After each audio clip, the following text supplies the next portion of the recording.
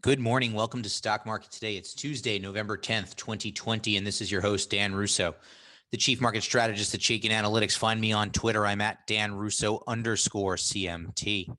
Stock Market Today brought to you today and every day by Chaikin Analytics. Head over to chaikinanalytics.com/today. Sign up for a free email where I get a lot of the content for this show. We also give you daily stock ideas to consider, and that hits your inbox every trading day before the market opens. So U.S. equities were higher on Monday, though indices closed well off the best levels of the morning after positive vaccine news sparked big opening gaps. Energy and financials were the best performing sectors on the day. Discretionary tech and staples underperformed. Treasuries sold off, and the curve steepened in a big way. Dollar was stronger on the major crosses. Gold finished down 5%. While crude oil closed higher by 8.5%. And as we get to the desk this morning, S&P futures are down about 0.5% after Asian equities were mostly higher overnight. European markets are mostly higher as well. Treasuries are unchanged to slightly firmer. The dollar is better on the euro, a little changed against the yen. Gold is up 1% after yesterday's big sell-off, and WTI crude is up 90 basis points after that big rally on the day yesterday. So a lot of moving parts. Obviously, the vaccine news was the big driver, and that driver was a dash for trash, if you will. Taking a look at the markets here, I asked the question, how thick is your line? Because we'll call it a breakout.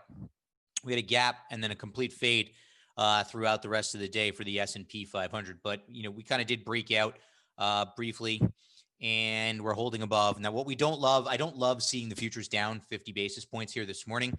After the fade yesterday, I would hate to see this be a false breakout, right? But our roadmap largely has played out. New highs were reached. We said if we broke through 340, we were going to go through the highs, and that's exactly what happened. So now support becomes 340, or 340 becomes support, and then below that, 320. 260 key support continues to be the place for Qs, which did not break out yesterday. Repeat, did not break out yesterday. Didn't even gap on the open, and then faded throughout the day to actually close down by about 2%. IWM finally breaks out, finally breaks above those levels from earlier this year, just like we said was likely to happen with the trends higher. Support now near 160. So what's happening here is a massive shift under the surface of the market, and whether it sticks or not remains to be seen, but it's happening now, so we want to monitor it. The growth trade is coming off. We'll look at tech relative in a little while. We'll look at financials relative. We'll look at the defensive groups, but the growth trade appears to be coming off, right? The economy is getting better. Now we have a vaccine that looks efficacious. That's a headwind for the growth trade. Throw in the fact that the curve is steepening and yields are moving higher. You have a second headwind for the growth trade. So these are things you have to monitor. If you're long a lot of the COVID winners, you may be taking some stops. If you're trading, and if you're thinking of these as longer term investments, just be mindful of the fact that you're now dealing with some headwinds in the form of a better economy that has the potential to continue to get better now that we have a vaccine. Let's get to what we're talking about in the note today, our market in a minute. Morning gaps give way to afternoon selling as the vaccine news dropped. That news hit before the open, massive gaps higher. I mean, the small caps were up. I think they were halted yesterday morning in futures trading up 7%. Qs remain in the range as the growth theme gets sold. Financials, are they bottoming? We're watching the yield curve closely, but there are early signs of a bottom in the financials. Japan trades at a 29-year high. We looked at that chart yesterday. We're not going to look at it today, but I'm highlighting it in my note. And as I said, futures point to a lower open here today. S&P futures down about 50 basis points. Our major indices from a power bar perspective, the Dow strengthened. Dow up 3% yesterday. Was much higher. Was up over 5% at one point. 3-2 bulls to bears there. S&P 500 adds 1.25, 129.57 bulls to bears. NASDAQ, there's your move down. Down 2%, 1613 bulls to bears as the big COVID winners, the Grow, Momo, the Pelotons, the Zooms of the world, were absolutely smashed yesterday. So, I know me personally, I was long Peloton and, had to take my stop yesterday. Thankfully did not own Zoom. Small caps, big outperformers, up 3.7%, 766 to 220 bulls to bears there. Bonds down ticked hard. Bonds hit hard. I think that's partially inflation pressures. I think that's partially improving growth prospects, and those two kind of go hand in hand. But bonds down hard, sending yields higher, 10-year over 90 basis points. And energy, arguably the most hated sector of the market, up 14% yesterday, 3 to 9 bulls to bears there. According to the Chaikin Power Bar, small cap stocks, large cap stocks are bullish. Major indexes are mixed. Let's hit our stocks of the day now. So if the rotation is in fact playing out, I think we need to make sense. I think it makes sense to begin looking at the names there that could provide potential opportunities. We've highlighted materials and industrials in the past as our favorite cyclical sectors, right? We started warming to materials back in June and in the industrials back in August. So we've been watching this rotation begin to play out for a few months. Today, I'm adding in energy and financials, not so much because I think that they're great trades, but I just want to have those two groups represented here. Energy is still very bearish in our model. But so I use those four groups as our cyclical sectors, and I screen for names that are very bullish and bullish. Now, you'll see 3 neutral names there. That's because the screener, the model updates before the screener does. So those are, these stocks were all bullish or very bullish yesterday. And I wanted the ones that have relative strength, right? Because it's great. Yeah, we know the cyclical areas are improving, but I don't want the names and continuing to lag the market. So a quick screen of those 4 sectors for strong relative strength with bullish or very bullish ratings, uncovered 26 names. Now, obviously, that's just the S&P 500. We could broaden this out if we wanted to, but the cyclical sectors, bullish names outperforming. Pretty simple, right? I'm not saying that they're oversold and that they're set up right now, but I am saying that these are probably names we want to be paying attention to, right? Names like Capital One, Discover, Synchrony, right? You're seeing a lot of banks in there. General Electric, right? Former darling, right? I mean, business schools studied General Electric in case studies, and then it completely fell out of bed and has been an utter disaster. Maybe it's making the turn. I don't know, but I certainly want to pay attention to it if it is. RF, WestRock, some names on here that we've talked about in the past too. FedEx, Freeport McMoran, Silicon Valley Bank, SIVB are all names that I've highlighted in my notes. CMI. So Chaikin clients have been on top of some of these names for a while, but I think it's a good screen. Take a screenshot, save it. I think it's some names to have on a watch list here and to continue to do work on. Let's look at our sector tracker now. Movement of the major sectors over the last 5 days. Energy financials moved to the top of the list with their monster moves yesterday. I mean, the moves in energy and financials yesterday were a sight to behold, right? Just kind of goes to show you how hated those groups have been, how under-owned they are, that as soon as the vaccine news dropped, they ripped to the upside. Tech falls to the number 3 spot. And, like I said, it's under pressure. I mean, the Qs are, NASDAQ futures are trading lower this morning. Industrials round out the top 4. Healthcare, comms, materials, middle of the road. Discretionary, REITs, staples, utilities. Bottom of the list. Discretionaries come under some pressure here in the near term as well, on both an absolute and a relative basis. Number 1, Amazon, massive weight in the group. And some of the high-flying retailers and home builders have been sold. All right, there's been some profit taking as we've seen a rotation away from some of the growth and momentum names in the market. So we want to be mindful of that. Take a look at a chart of ITB, the construction ETF, the home construction ETF, on the verge of a breakdown. Our industry in focus today, mining services, past 6 months, been a great trade. It's been an area of the market that we've liked. S&P 500 outperforming it by 14.75%. Power bar ratio 10 to nothing. Bulls to bears. That's very strong. Currently ranked number 2 of 21 subsectors, and it's moved down 1 slot over the past week. So we want to pay attention to names like Alcoa, Reliance Steel, and United Steel. AARS and letter X, respectively. First 2 with very bullish ratings, United with a bullish rating. Take a look at the ETF. The ETF has a bullish rating, strong trend above a rising long-term trend line. And we get a topside breakout from a consolidation pattern, and we actually held above the breakout level.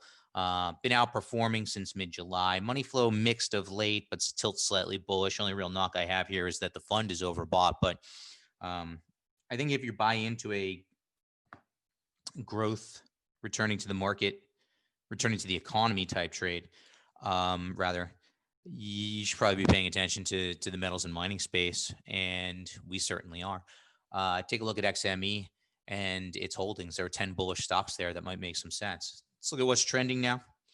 Honestly, don't have anything insightful to say here. The winner side of the board, all purely from the vaccine, right? REITs and Carnival Cruise Line. So what else is there to say?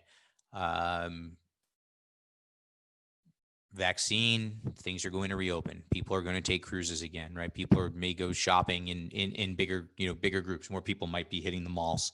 There's not a ton to add here, but you can see the rip. These things were all up over 30%. I don't have any value add other than that, so I'm not going to try to force it. Loser side of the board, much the same with the bottom four. Etsy, Pool, Clorox, and Whirlpool were all big winners to the lockdown. They were the bulls to the COVID trade. Etsy, obviously a high flyer, comes off 17%. Pool, Clorox, right? If there's a vaccine, maybe you're buying less wipes and bleach. I don't know. And Whirlpool, part of that trend along with the home builders. Biogen is the one that actually had something company specific. Now the stock was halted all day on Friday as they were going in front of the AdCom, and the results that they got from their AdCom on their Alzheimer drug were not encouraging. And the stock, after rallying 44% on the initial news one day last week, down 28% upon reopen yesterday. So, and that's what I have there as far as the movers and shakers go. I wish I had more for you, but I don't, so I'm not going to force it. Might as well talk about where we can add some value, right? Look at this tech trade, XLK relative to SPY. Last week, we pointed out how it was breaking down out of the consolidation. Now, what's interesting is, on the heels of the election and some positioning away, squaring up positions after the big blue wave bets, we had an initial rally in tech, which gave way. That rally took it back to the apex of the triangle, and then we faded. So we're still below the 50-day moving average, above the 200-day, right? So from a longer-term trend perspective, the trend is still to the upside, right? RSI, series of lower highs, but not becoming overbought or oversold. So let's call it a bullish trend that's under pressure. XLK on an absolute basis continues to hold above the key 110 level, but we need to be mindful of this, right? I mean, this has been an easy trade for a long time. It's been the big winner. It's been an easy trade. And I just think that the tech trade, the growth trade in general, is no longer the easy trade. It was an easy trade for 2 years, just kind of own growth, right? Global growth was slowing. You saw it showing up in the data. Growth stocks were outperforming, and it was just an easy trade. And now it's not, and that's fine. You're gonna have to be more selective in the group, and you're gonna have to broaden your horizons, I think, and look at other areas of the market that might be compelling. I mean, I'd be remiss if I said I wasn't paying attention to what's going on in the financials right now, right? And I've been talking about materials and industrials for months. So, the rotations play out. It's not flip the switch on off. Go growth, go value, right? You'll see subtle transitions in the market, and that's what's playing out, I think. This is certainly not broken, but it's bending, and we want to be mindful of that, especially just kind of given how loved a lot of these stocks are. So we just want to pay attention to it. Certainly not calling a top, but mindful of a potential phase change. And then going the other way, right? Here's financials. Take a look at the financials on a relative basis here. Now, we used this chart last week, and we said they were improving. We noted the bullish divergence on the RSI, and then all of a sudden, look what happened on Monday. Nice topside move. Similar story in reverse to the tech trade. Still under pressure, from a longer term perspective, has to contend with 200-day. But watch that yield curve at the bottom. That yield curve steepening is going to be a tailwind for the banks, which has the potential to drive the financials further to the upside, right? So, I think your takeaway when you see a chart like this is, let me do some work on the group. Let me see if there's compelling names in there, right? That screener that I just showed you had a bunch of banks and financials on it. So I think, that's kind of that's how I'm looking at it. I'm saying to myself, there's something potentially changing here. Let's see if we can identify potential opportunities. And then I take a look at something like the yield curve, the 210 spread at the bottom of the chart, breaking top side. And I say to myself, there's potentially a tailwind here as well. So interesting dynamic playing out for a group that's been beaten down for a long time. And then finally, from a market's perspective, hard to get overly concerned when the defensive groups on a relative basis look like this. So I think the market is still fine. That's going to wrap us up for today. Take us for a test drive. I'll be back tomorrow. Hey, Grayson Rose here with StockCharts. Thank you so much for watching. I hope you enjoyed that video. If you did, consider giving it a like down below, maybe leave us a comment, and if you're new to the channel, you can subscribe at the link up above. We're gonna bring you daily content from an incredible collection of technical analysts and financial experts.